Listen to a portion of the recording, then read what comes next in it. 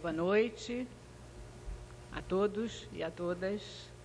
É uma alegria muito grande estar aqui com vocês hoje, participando desse ciclo de debates. Eu agradeço enormemente ao professor Gaudêncio pela gentileza do convite. Professor Gaudêncio, com quem é sempre muito estimulante, muito agradável a convivência acadêmica, o relacionamento pessoal, essa figura ímpar que é o professor Gaudêncio e tudo aquilo que ele cria em torno dele. Então, eu agradeço ao programa de pós-graduação em Políticas Públicas e Formação Humana, ao Centro de Estudos Ottaviani, a Claxo, ao ERJ e aos organizadores desse ciclo, com essa característica tão interessante que é uma programação que é interna à pós-graduação, mas, ao mesmo tempo, tem uma parte que é aberta, possibilitando que a gente faça uma discussão mais abrangente e atraindo um público mais diversificado que não está ou ainda não está na pós-graduação. De fato, eu tenho trabalhado com Florestan Fernandes de maneira sistemática nos últimos anos, fazendo pesquisa intensiva, com algumas formulações já publicadas, um livro em andamento que deve estar publicado talvez esse ano, talvez ano que vem. Florestan Fernandes, acredito que vocês todos que estão aqui sabem, ele é certamente um dos grandes nomes, um dos grandes autores do pensamento social brasileiro. Mas, a meu juízo, ele é o maior sociólogo brasileiro, não só no campo do Brasil, mas ele se insere em termos da produção com uma contribuição original e muito importante para a construção da sociologia. Então, num cenário que é um cenário internacional, não é só um grande autor brasileiro, ele é um grande autor brasileiro que tem uma contribuição teórica significativa, a meu ver, para a ciência social de uma maneira geral. Ele como vocês também sabem, uma figura ímpar de intelectual militante. Ele próprio diz, no prefácio que ele faz a um livro importante, que é o Circuito Fechado, aspas, minha atividade sociológica, como eu a entendo e a pratico, um meio de relação crítica com a sociedade brasileira e de confronto com os dilemas históricos da nossa época. Esse é o Florestan, sempre atento, crítico e atuante, solidário e presente às lutas dos dominados e oprimidos, aqueles que ele chamava, em geral, os de baixo. Da onde ele vinha, porque a origem dele é lumpen, ele nunca negou, e essa raiz ela se manteve presente, ele foi fiel a ela, mesmo tendo percorrido todos os patamares do poder da universidade, tendo se tornado o intelectual da importância que ele alcançou. Ele toma como norte, na sua produção e na sua vida, a transformação da sociedade capitalista. O que ele visa na sua produção, na sua produção e na sua atuação, é essencialmente conseguir contribuir para a transformação da sociedade capitalista, assumindo sempre, em todas as dimensões, a ótica, o ponto de vista dos despossuídos, dos explorados, dos humilhados. Ele acredita, como eu também acredito, que a transformação efetiva, profunda da sociedade burguesa precisa dispor do conhecimento da dominação burguesa. Esse conhecimento da dominação burguesa é um conhecimento necessário para que se possa, de alguma forma, alcançar uma transformação mais profunda e mais efetiva da sociedade.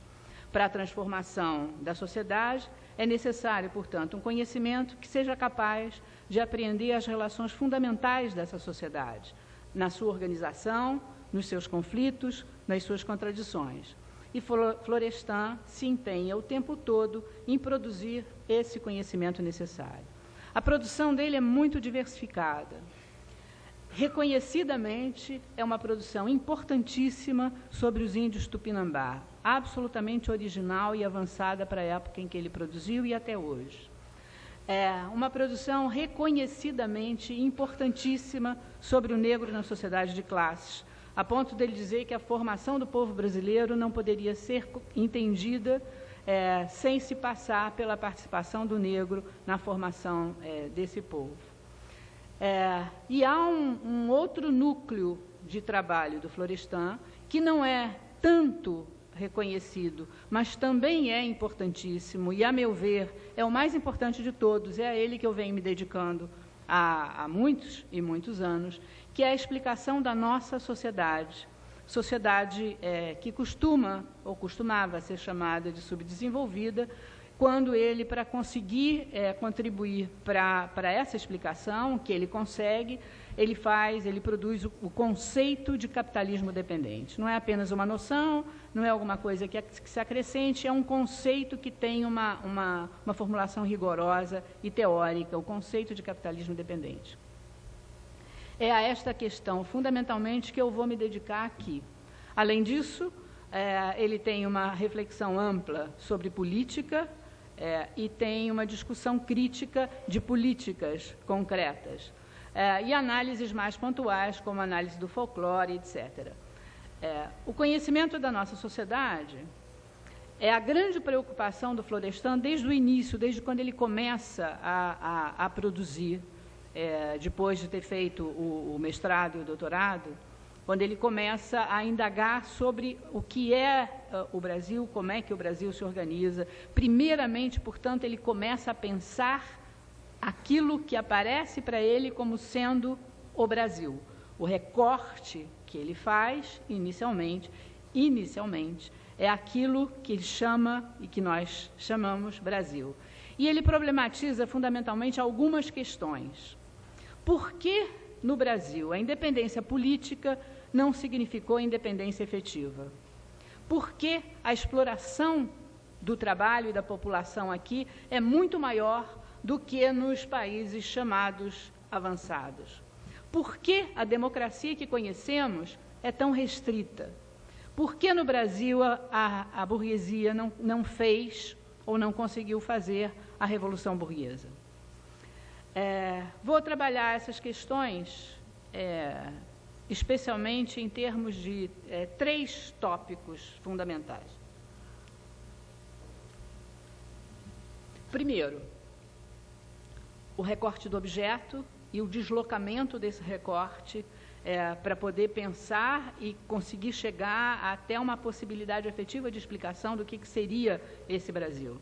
Desde o descobrimento, o que passou a ser o Brasil já foi constituído como parte da expansão pelo mundo afora do capitalismo, que então se formava. Estou falando ainda do descobrimento. E a história do Brasil até hoje faz parte da história dessa expansão capitalista. Portanto, para entender o Brasil, o objeto a analisar não pode ser simplesmente Brasil. O fundamental passa a ser entender como essa expansão articula o Brasil, como ela envolve o Brasil, como ela faz com que o Brasil faça parte dela, expansão capitalista. Como esse capitalismo, isso por um lado. Por outro lado, como esse capitalismo em expansão é apropriado pelo Brasil. Quer dizer, como que essa região particular, como que ela se deixa envolver e como ela passa a participar desse processo de expansão. Nas palavras do próprio Florestan, diz ele, na verdade, o capitalismo está aí, presente e estuante. O que se precisa explicar é sua evolução em quadros particulares, que não levam à Revolução Burguesa clássica, nem ao Estado representativo democrático burguês ou à autonomia nacional. Diz ele ainda, é preciso compreender o capitalismo da periferia e aonde ele conduz. Portanto, a pesquisa teórica precisa ser redefinida e reorientada. Um ideal simplista de cientificação levou sociólogos, historiadores e economistas a suporem que as sociedades nacionais são totalmente autônomas e autodeterminadas, que contêm dentro de si mesmas todas as forças de sua organização, expansão e evolução. Esse ideal mecanicista está em crise e não explica nada, em particular quando o objeto da análise é o capitalismo difícil e selvagem da periferia. Fecha aspas, isso está num texto que chama foi publicado em português como Capitalismo Dependente e Imperialismo, que está em busca do socialismo e outros escritos. É uma das últimas publicações, já feita depois da morte do Florestan. Portanto, o primeiro ponto que eu quero destacar é que essa produção do Florestan, para conseguir explicar o Brasil, faz com que ele, detidamente, com todo o critério, precise sair do limite geográfico do que seja o Brasil para pensar o Brasil como parte que é do mundo capitalista ou do que algumas vezes aparece como civilização ocidental, sempre entre aspas. Quando vocês estiverem lendo Florestan, vocês vão ver isso. Ele às vezes fala em civilização ocidental, mas entre aspas, ele está falando em capitalismo. Então ele desloca o objeto da análise do Brasil como tal para o capitalismo em expansão, tentando localizar qual é a forma de integração do Brasil nessa expansão. E há algo mais, que é mais importante ainda, uma vez que a gente tenha nítido essa questão, eu estou destacando particularmente porque eu sei que boa parte das pessoas que estão aqui fazem pesquisa, ao fazerem seus projetos, têm grande dificuldade na delimitação de qual vai ser o universo, né? O recorte do objeto passa a ser uma preocupação fundamental para mestrandos e principalmente para doutorandos e todo mundo que trabalha de alguma forma com pesquisa. Então, eu estou enfatizando essa questão.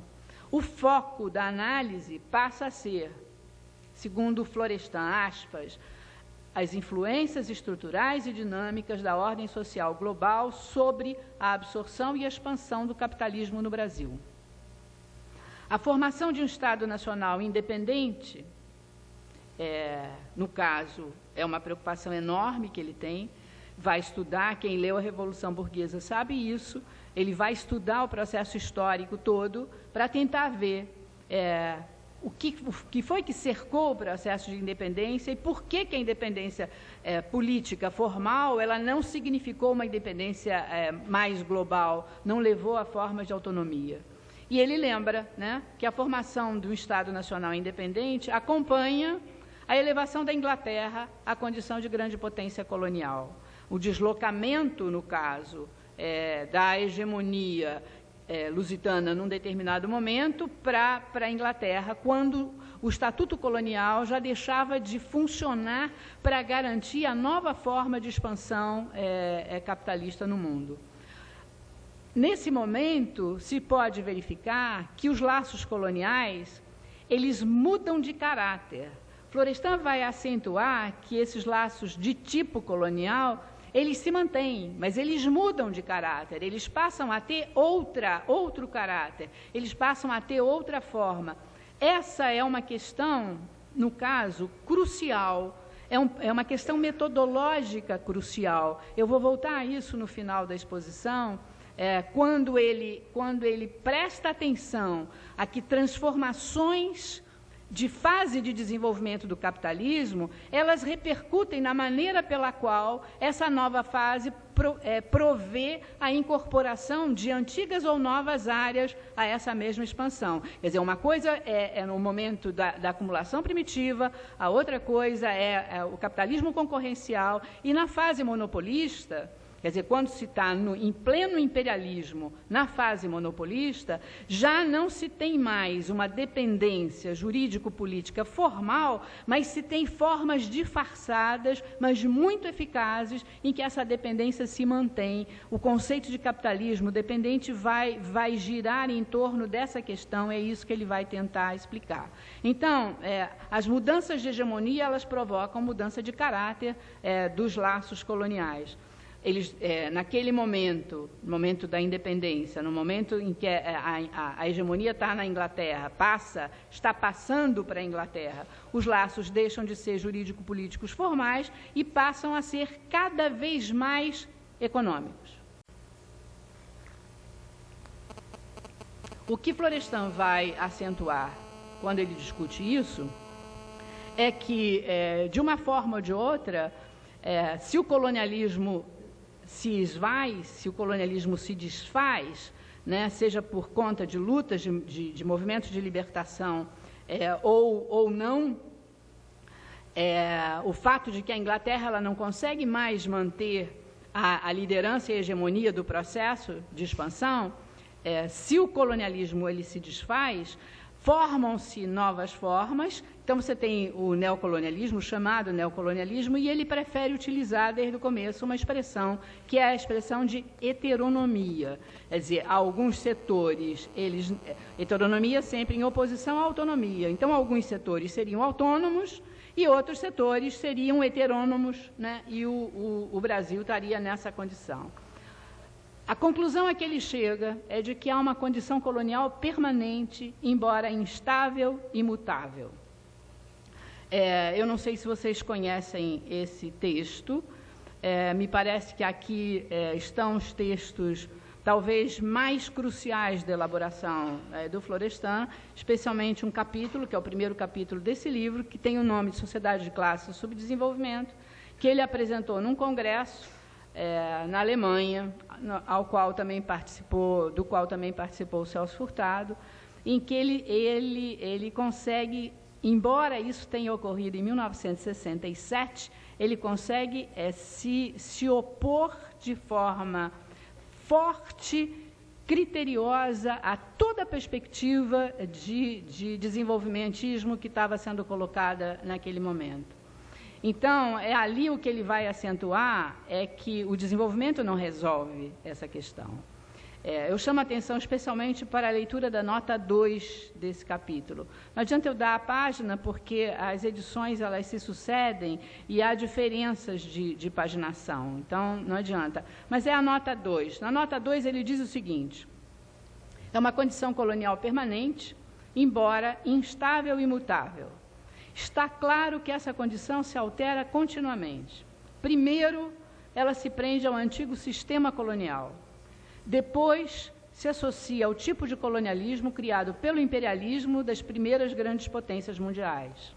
Na atualidade, vincula-se aos efeitos do capitalismo monopolista na integração da economia internacional. Ela se redefine no curso da história, mas de tal modo que a posição heteronômica da economia do país, em sua estrutura e funcionamento, mantém-se constante. Portanto, em Florestan Fernandes, essa condição de heteronomia, ela só faz sentido porque ela é referida a uma autonomia existente no sistema de expansão do capitalismo pelo mundo. Trata-se de uma autonomia capitalista, geradora de heteronomia capitalista. A responsabilidade não é, como vamos ver se nós chegarmos a discutir, por exemplo, todos os modernizadores, a chamada teoria da modernização, a responsabilidade não é dos países que se atrasaram. A responsabilidade é do próprio desenvolvimento capitalista, como Lenin ensinou no seu texto escrito em 1916 sobre o imperialismo, ao qual o Florestan está umbilicalmente ligado. Quer dizer, a meu juízo, a construção dessa noção que a gente está tentando trabalhar aqui, de capitalismo dependente, ela provém da reflexão do Lenin lá na proposta dele de imperialismo. Curiosamente, costuma-se dizer que o Florestan ele é um funcionalista, quando o estrutural funcionalismo, a construção que foi feita por eles, é a construção exatamente da modernização, que diz que nós somos como somos, porque somos atrasados num processo que seria o mesmo processo de desenvolvimento ou de modernização. Estou correndo um pouco com o barco, porque, para voltar aqui para o nosso campo, a noção que está em jogo, a meu ver, é a noção de desenvolvimento desigual. Ele diz, não é porque fomos colônias, não é porque há uma colonização que foi feita e que deixou suas marcas e nós vivemos essas marcas até hoje. Não, é que o capitalismo, no seu desenvolvimento, ele sempre gera desigualdades. A autonomia que conduz o processo de expansão, ela é inerentemente geradora de heteronomias, ela é geradora de desigualdades e de subordinações. Então, a heteronomia a qual ele refere o Brasil é vista por ele como parte de um sistema que é único e é integrado, o capitalismo em expansão mundial. Florestan fala dessa autonomia como o capitalismo diferenciado, porém subdesenvolvido e dependente. Então, como é que ele define o capitalismo dependente? Antes de mais nada, e quando vocês forem estudar a chamada teoria da dependência, vocês vão sentir uma diferença enorme em relação a isso que eu estou falando, porque, em primeiro lugar, antes de mais nada, se trata de capitalismo. Não é uma dependência, não é um satélite em relação ao centro, não se trata meramente de uma periferia. A questão não é geográfica, a questão é fundamentalmente de lógica econômica. Antes de mais nada, é capitalismo. São formas diferenciadas pelas quais o capitalismo se faz, se produz, se constrói. E, em segundo lugar, é aquilo a que ele se dedica, basicamente, que é tentar discernir uma forma determinada de capitalismo. Uma forma determinada, essa determinação é o ser dependente, é o capitalismo dependente. O capitalismo dependente, então, para ele, é uma especificidade do capitalismo. Algumas definições.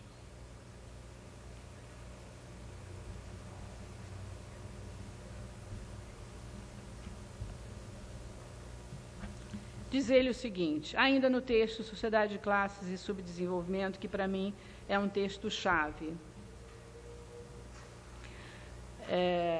O capitalismo dependente significa uma situação específica que só pode ser caracterizada através de uma economia de mercado capitalista duplamente polarizada, destituída de autossuficiência e possuidora, no máximo, de uma autonomia limitada. A dupla polarização do mercado suscita uma realidade histórica nova e inconfundível. Trata-se de uma economia de mercado capitalista constituída para operar estrutural e dinamicamente, como uma entidade especializada ao nível da integração do mercado capitalista mundial, como uma entidade subsidiária e dependente ao nível das aplicações reprodutivas do excedente econômico das sociedades desenvolvidas, e como uma entidade tributária ao nível do ciclo de apropriação capitalista internacional, no qual ela aparece como a fonte de incrementação ou de multiplicação do excedente econômico das economias capitalistas hegemônicas.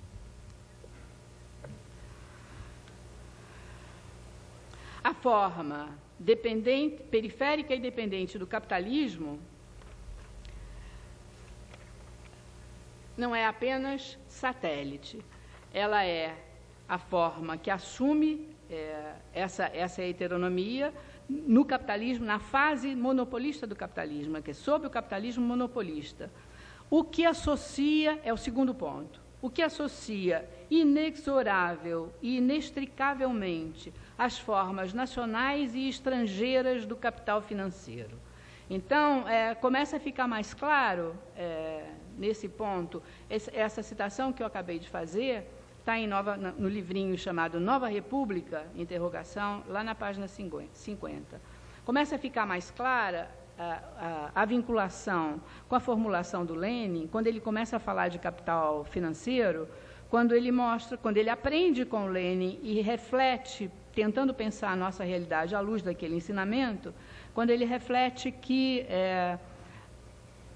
no imperialismo não só temos o enorme desenvolvimento da indústria, a enorme concentração do processo industrial capaz de criar monopólios, então um processo de monopolização, e além dessa concentração, além desse monopólio, e além do fato de que esses novos monopólios, eles concentram numa mesma empresa diferentes ramos de produção, é o que o Lenin vai chamar de combinação, tudo isso faz com que a dominância, os bancos passam a assumir um novo papel. Então, a dominância do processo nessa nova hegemonia é uma dominância cada vez mais clara do capital financeiro.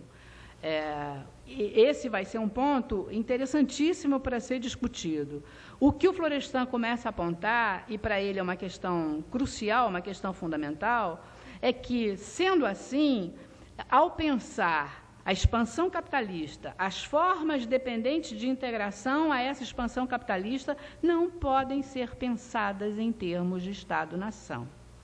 As relações de dependência não são relações entre nações. O Estado-nação é uma instância importantíssima da análise, mas ele não é agente histórico. Quem é o agente histórico? O agente histórico são grupos de homens, grupos, classes sociais. Sob o capitalismo, conflitos de classe, contradições de classe. Mais uma vez, fica muito claro que a relação é uma relação direta com Marx. Nesse caso, uma relação teórica direta com Marx. Uma construção da sociedade, no caso, a sociedade capitalista. O Florestan entende a existência de classes dentro dessa sociedade capitalista, isso é uma outra discussão, na qual a gente não vai entrar, mas o segundo ponto para o qual eu quero chamar a atenção, o primeiro foi o deslocamento do âmbito da análise, do recorte do objeto, o segundo é a centralidade das relações de classe na análise do Florestan. O universo da análise é o capitalismo em expansão, mas o que move o desenvolvimento do capitalismo, ou melhor, o que move essa expansão do capitalismo são as relações entre as classes sociais e não relações entre nações. A explicação sociológica do subdesenvolvimento, diz ele, deve ser buscada... Deixa eu ver a citação correta. A explicação sociológica do subdesenvolvimento econômico teria que ser procurada no mesmo fator que explica sociologicamente o desenvolvimento econômico sob o regime de produção capitalista. 2 pontos. Como as classes se organizam e cooperam ou lutam entre si para preservar, fortalecer e aperfeiçoar ou extinguir aquele regime social de produção econômica. Quer dizer, o fundamental para poder explicar a sociedade chamada subdesenvolvida ou em desenvolvimento, teria que ser buscada essa explicação no mesmo ponto aonde se pode conseguir a explicação das sociedades chamadas desenvolvidas ou, no caso, autônomas, que é como que as classes se organizam, como que elas se juntam, se ajudam, cooperam entre si para manter e aperfeiçoar o sistema, ou como elas combatem umas às outras para poder transformar o sistema. Para Florestan, então, a história não se faz. A história é feita pelos homens. São os homens que fazem a história, mas não a fazem como querem. O texto do Florestan é assim: a história é feita coletivamente pelos homens e sob o capitalismo, através de conflitos de classe de alcance local, regional, nacional e mundial. Brasil em Compasso de Espera, página 62. Concluindo, aspas, a história nunca se fecha por si mesma e nunca se fecha para sempre. São os homens em grupos e confrontando-se como classes em conflito que fecham ou abrem os circuitos da história. Ele está falando isso em plena ditadura no Brasil, texto Circuito Fechado, introdução, página 5. Isso traz consequências teóricas e políticas imensas, como a gente pode facilmente notar, né? É toda uma oposição que ele vai fazer às propostas tão comuns a toda uma parcela importante da esquerda, as propostas dos partidos comunistas à frente delas, que era, no caso, a necessidade de integração nacional com os setores do trabalho e da massa da população aderindo às propostas do suposto empresariado nacional, o mito da burguesia nacional, que, uma vez constituída essa união, se teria forças para poder enfrentar algo que era o inimigo que estava do lado de fora. O inimigo não estava do lado de dentro. Quando Florestan coloca a centralidade das relações de classe, a consequência imediata é mostrar a extrema importância que tem a burguesia local. a burguesia local como parte da grande burguesia, que no caso é internacional. Diz ele, eles são parceiros. Essa burguesia, que se chama nacional, ela não chegou a empolgar nenhum projeto de nacionalidade. Ela não conseguiu fazer, não se envolveu no fazer uma revolução burguesa. Ela não conquistou formas de autonomia. Ela se satisfez em ser parceira da grande burguesia internacional, embora parceira menor e subordinada.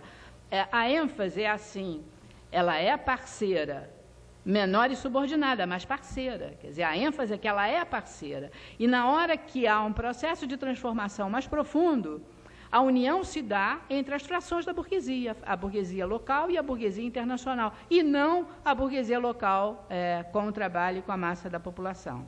Portanto, o capitalismo dependente, quando fala de dominação, essa dominação não é uma dominação externa. Ela não é somente, nem principalmente, uma dominação externa. Ela é uma dominação externa que se conjuga com uma dominação interna. E mais, a dominação externa, ela só se faz por intermédio da dominação interna.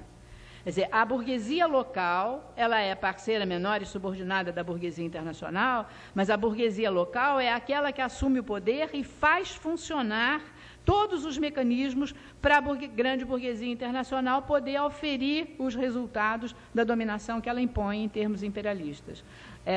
Nas palavras do Florestan, a dominação externa, ela se conjuga com uma dominação interna, e uma não se faz sem o fortalecimento da outra.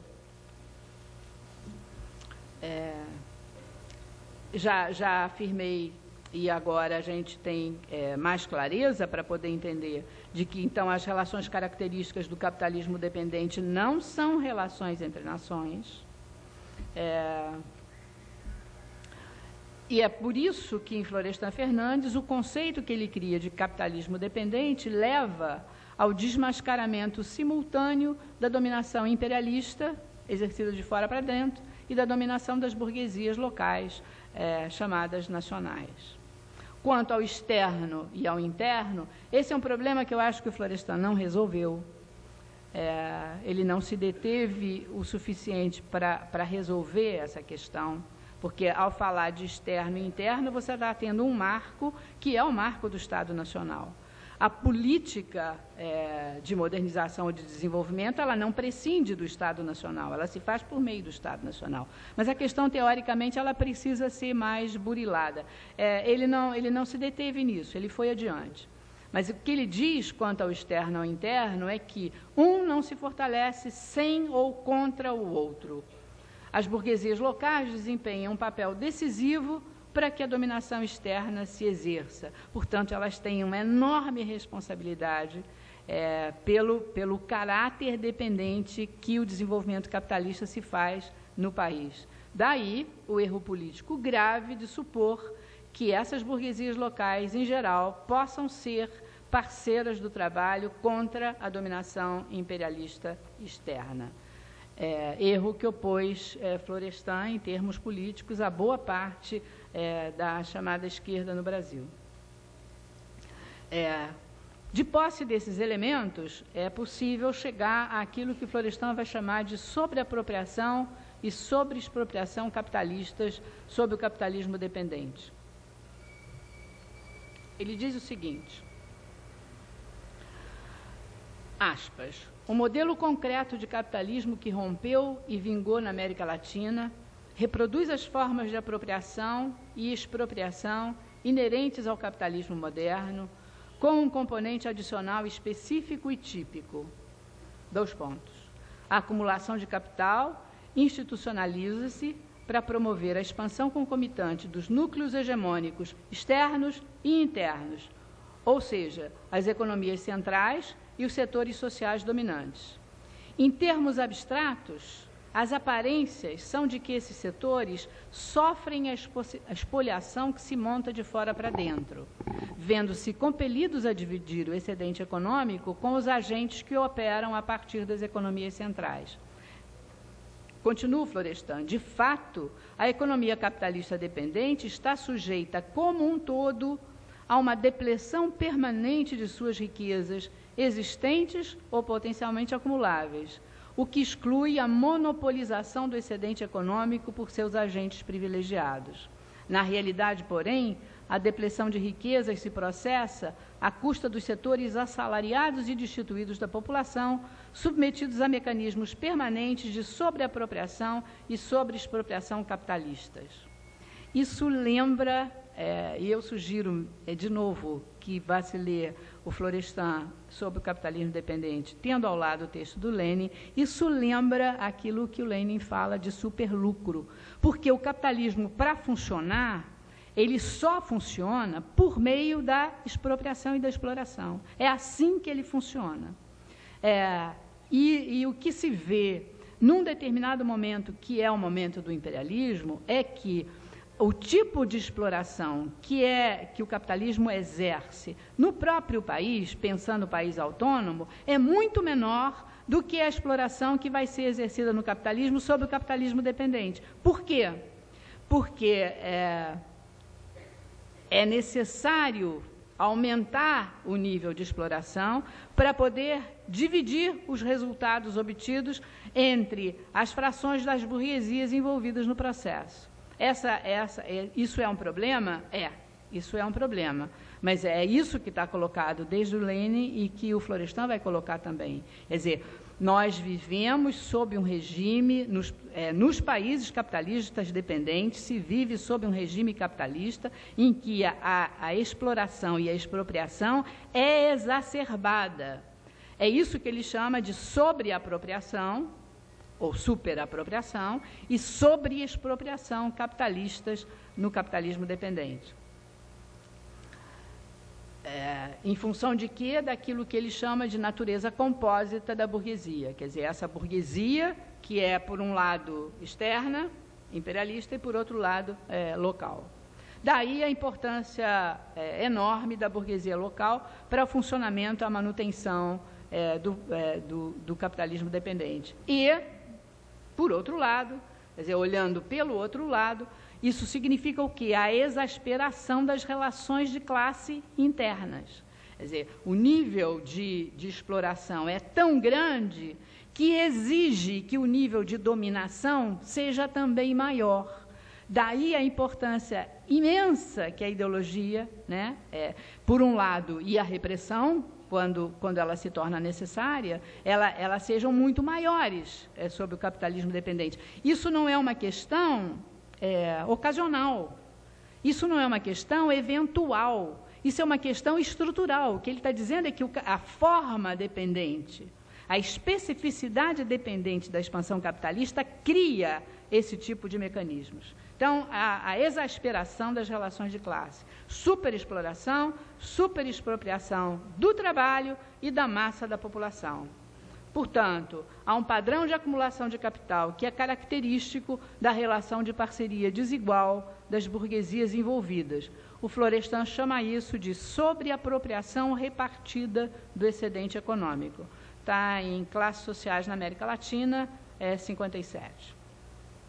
Então, conforme Florestan, a dominação inerente ao imperialismo implica, aspas, uma dominação total que opera a partir de dentro dos países neocoloniais e dependentes.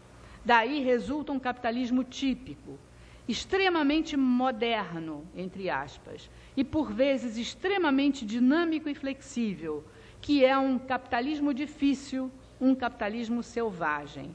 Está também naquele texto, Capitalismo Dependente e Imperialismo. Diz ele, uma hegemonia compósita de classe liga os interesses capitalistas dominantes externos e internos, colocando o Estado Nacional no cerne mesmo da nova opressão colonial. Então, esse processo não é um processo que você possa detectar unicamente no nível da organização econômica da sociedade, no nível empresarial. Ele passa necessariamente pelo Estado, que é um meio através do qual as políticas são produzidas e exercidas para permitir que esse processo de sobreapropriação repartida do excedente econômico possa se realizar. Questão importante, eu acho, para ser pensada ao nível de um programa como esse programa no qual nós estamos. Então, trata-se de uma história que se recompõe simultaneamente a partir de dentro, pela dominação burguesa, e a partir de fora, pela dominação imperialista, produzindo constantemente novos modelos de desenvolvimento capitalista que exigem a conciliação do arcaico, do moderno e do ultramoderno, ou seja, a articulação de antigas estruturas coloniais, bem visíveis, a novas estruturas coloniais disfarçadas. Sabemos, e é voga, é dominante no Brasil, mais claramente do que em outros lugares, não é? Que aquilo que é apresentado como sendo modernização é algo que se opõe a um tradicional, a um arcaico, que aparece como sendo obstáculo, ou criando obstáculo para que a modernização possa se fazer. Então, é uma dualidade que é apresentada e que só se resolveria com o desenvolvimento. A noção de desenvolvimento desigual ensina que é o próprio desenvolvimento que cria necessariamente a presença do arcaico junto com o moderno e com o ultramoderno. O arcaico, ele cumpre determinadas funções. Então, não se trata de uma dualidade, se trata de um processo histórico próprio do capitalismo. Tentando ver rapidamente as consequências desse tipo de análise para o campo diretamente político. Florestan vai falar em autocracia.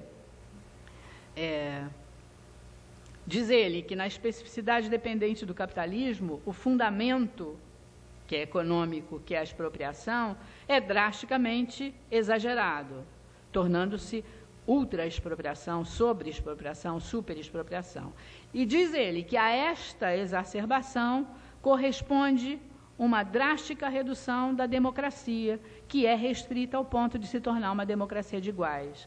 Quer dizer, o nível de exploração é de tal ordem que qualquer abertura maior do processo democrático é sentido como sendo uma ameaça a essa superexploração. Isso faz com que, sob o capitalismo dependente, nós não conheçamos uma democracia mais profunda, ela seja uma democracia dos iguais, é a democracia deles, né? Uma democracia da qual o povo, a grande massa da população está excluída.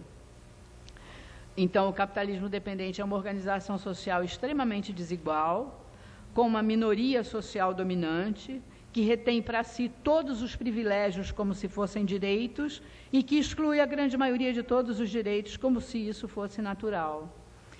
Nesse sentido, essa burguesia se torna tirânica. Ela exerce a tirania burguesa de forma crua, sem disfarces, e se torna uma democracia restrita, que cria, então, um Estado autocrático burguês. Terceiro ponto, eu disse que eu ia tratar de 3 questões. A primeira, o deslocamento do objeto da análise. A segunda, a centralidade das relações de classe. O terceiro é uma questão caracteristicamente metodológica. O conceito de capitalismo dependente, ele não se aplica a uma sociedade do tipo da sociedade brasileira em qualquer momento da vida do Brasil. O conceito de capitalismo dependente é um conceito que se aplica à fase monopolista da expansão capitalista.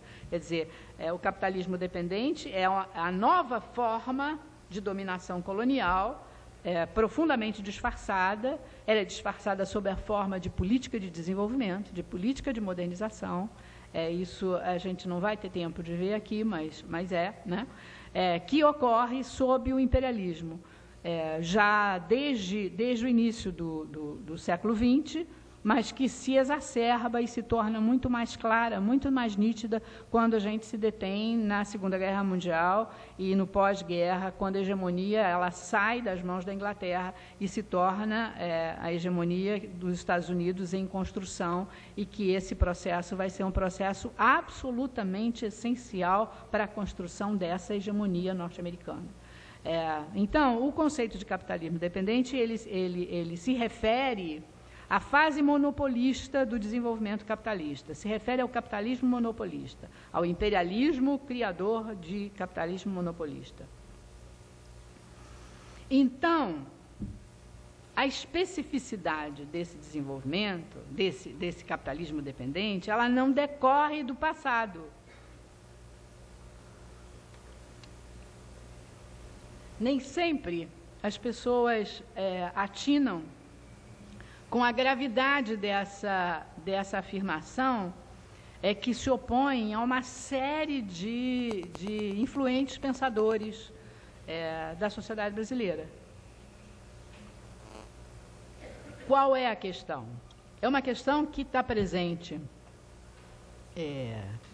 por exemplo, com muita clareza, nas palavras do próprio Florestan, na Revolução Burguesa.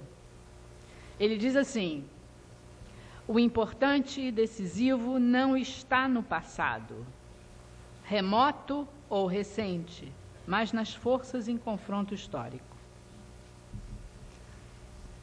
O passado, quando ele fala de história, a noção de história que ele está se reportando é uma noção de história do Marx. Mas há leituras e leituras da noção de história do Marx.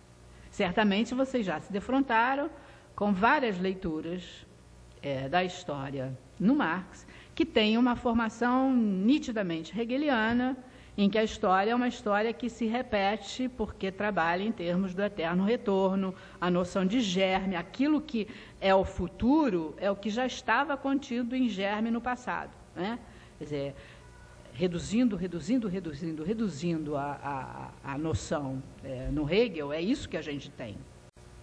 Então, se o que vem a ser já está contido em germe no passado, eu devo ir ao passado para tentar encontrar esse germe e depois eu vou acompanhando como é que esse germe vai se desdobrando, desvelando, desenvolvendo e, senhores, não muda. No fundamental não muda.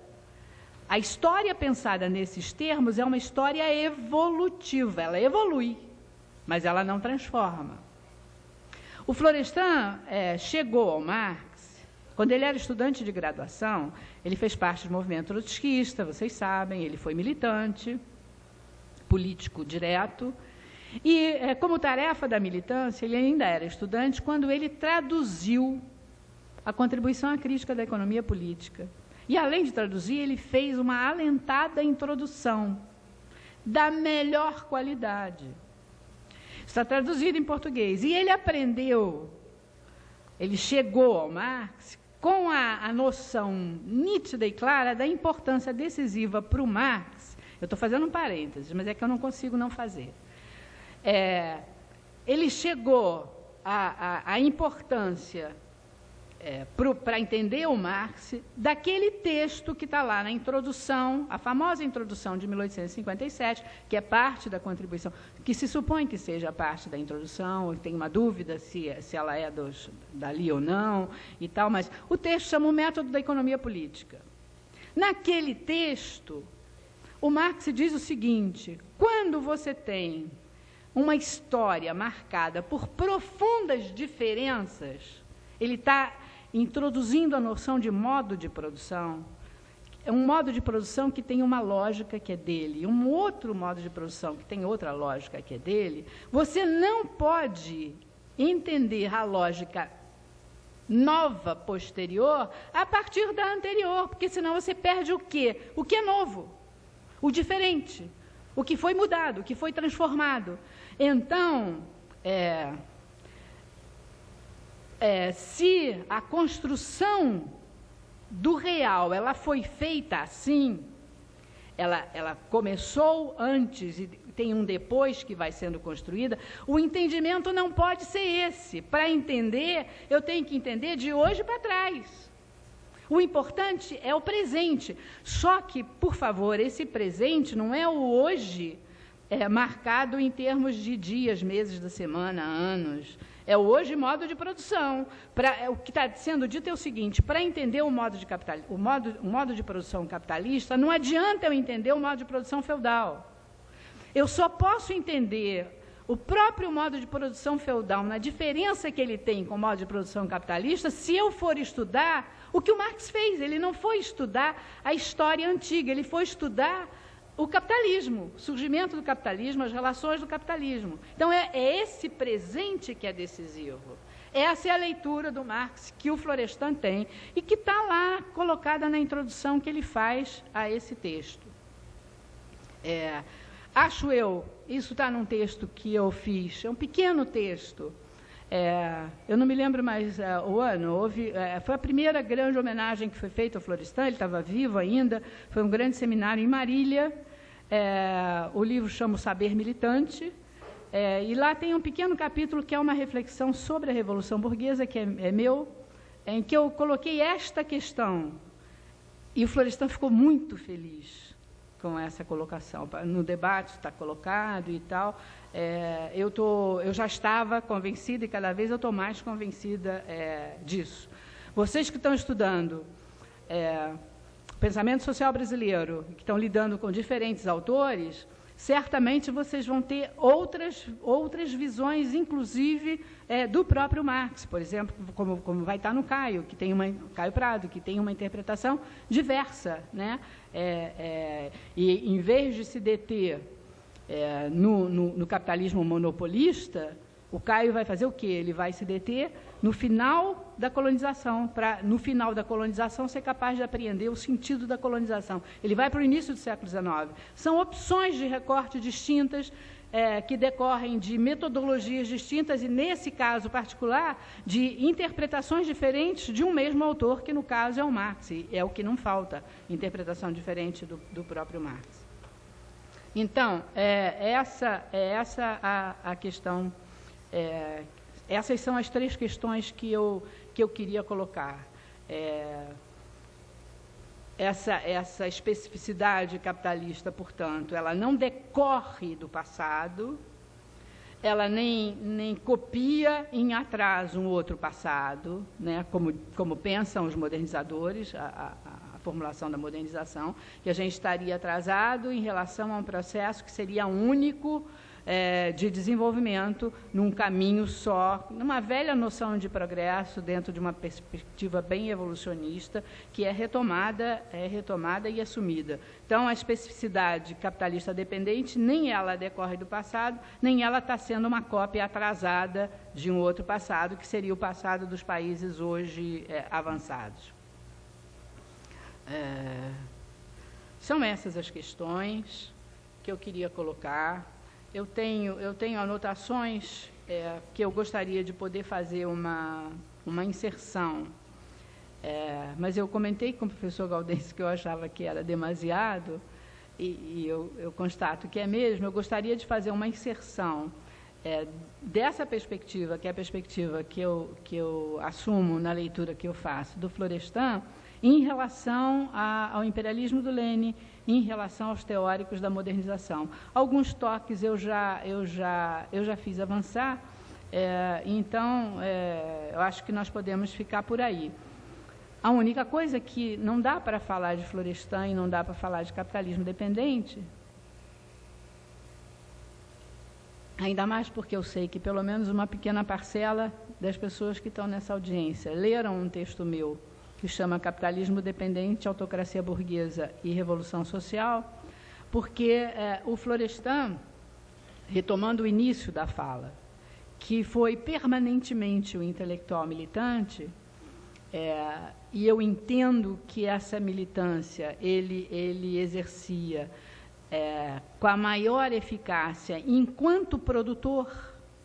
Quer dizer, a produção dele é a produção de um conhecimento necessário para a transformação e que ele a todo momento tentava traduzir, tentava explicar de maneira clara e sintética, inclusive em artigos de jornal e na própria militância direta política, mas ele é militante na medida em que ele aprofunda a produção do conhecimento que sirva para a transformação e que possa ser apropriada por muitos outros que não apenas uma figura, que seria a figura dele enquanto um militante, como já se disse uma vez, militante solitário. Não tem nada de militante solitário, né? Quer dizer, é uma militância que está aberta, na medida em que ele produz o conhecimento e oferece esse conhecimento. Se esse conhecimento é válido, ele está sendo oferecido com muita generosidade para ser apropriado por quem quer que possa estar, de alguma forma, contribuindo para um processo de transformação. E ele acreditava que o processo de transformação estava em curso, né? Ocorria. Pode-se achar que é um otimismo exagerado, né? Eu sempre achei que era um otimismo exagerado. Mas, na verdade, quer dizer, a tarefa do intelectual que ele estava se impondo o tempo inteiro, e quando eu falo o tempo inteiro, era o tempo inteiro mesmo, é do homem que está morrendo e que está no hospital escrevendo, até a véspera da morte estava escrevendo os seus artigos, estava oferecendo aquilo que ele podia dar, né? E é dessa generosidade que eu estou falando. O exagero estaria, talvez, da gente ter urgência de que aquela transformação ocorresse. Mas ele tá falando não só para quem está do lado, não só para quem tem acesso direto naquele mesmo momento ao seu escrito, mas ele já se foi em 95 e a gente está aqui, talvez, discutindo Florestan de maneira muito mais profunda do que se discutia em 94, antes de que ele morresse, né? E para ele essa revolução a revolução social, ela está em marcha. Ela está em marcha como um processo submerso, como um processo que está lá no fundo.